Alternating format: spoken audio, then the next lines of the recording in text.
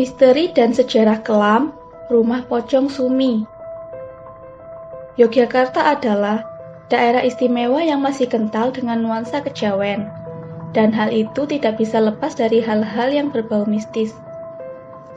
Salah satu cerita horor yang melegenda adalah sebuah bangunan tua yang bernama Rumah Pocong Sumi. Dari namanya saja sudah terdengar horor ya. Rumah tua ini sudah berdiri sejak ratusan tahun lamanya. Tepatnya telah ada sejak tahun 1860-an dan pernah dihuni oleh seorang menteri pada era pemerintahan Soeharto. Sebelum kita membahas lebih lanjut tentang misteri dan sejarah kelam Rumah Pocong Sumi, jangan lupa klik tombol like, komen, dan subscribe agar channel ini semakin berkembang. Dan juga jangan lupa tekan tombol lonceng agar tidak ketinggalan dengan informasi yang Cyber Story bagikan. Diceritakan pada tahun 1935, rumah besar di kota gede ini ditinggali oleh seseorang yang bernama Sumini bersama dengan sang suami. Namun suatu malam, Sumini harus sendirian di rumahnya karena sang suami sedang ada urusan bisnis. Sialnya, rumah Sumini sudah diincar oleh perampok.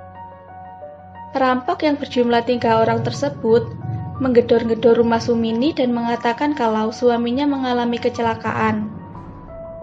Sumini pun panik, lalu membuka pintu. Padahal sebelum berangkat, suaminya sempat berpesan untuk tidak membukakan pintu jika ada orang yang tidak dikenal, demi keselamatan dirinya. Perampok tersebut menjarah rumah Sumi dan mengambil harta bendanya. Sumi yang malang pun menjadi sasaran rampok tersebut. Ia sempat diperkosa sebelum akhirnya mati dengan cara dicekik. Kisah sedih inilah yang akhirnya melatar belakangi penampakan pocong di area Rumah Pocong Sumi di Kota Gede. Bangunan ini memiliki suasana yang lembab dan pengap. Siapa saja yang berada di sana pasti tidak akan pernah tenang. Seolah-olah banyak sosok yang sedang mengamati kehadiran kita. Banyak juga orang yang mengatakan kerap melihat sosok Sumi di teras depan rumah tersebut.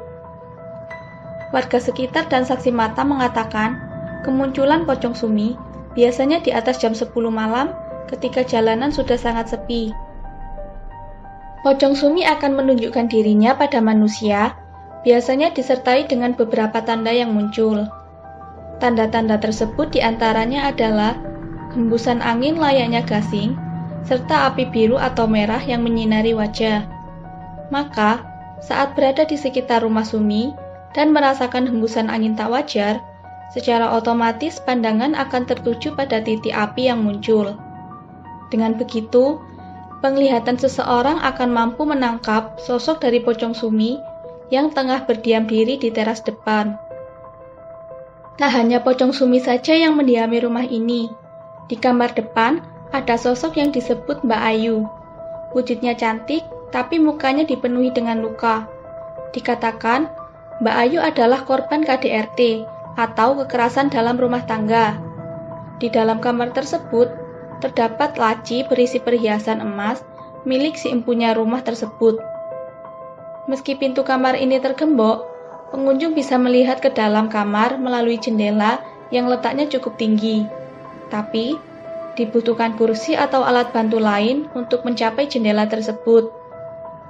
Saat memasuki pintu ruang utama, suasananya tidak jauh berbeda dengan di luar, hanya sedikit seram. Mungkin karena suasana temaram di dalam. Hanya ada jendela dengan lubang bagian atasnya di sisi barat ruangan.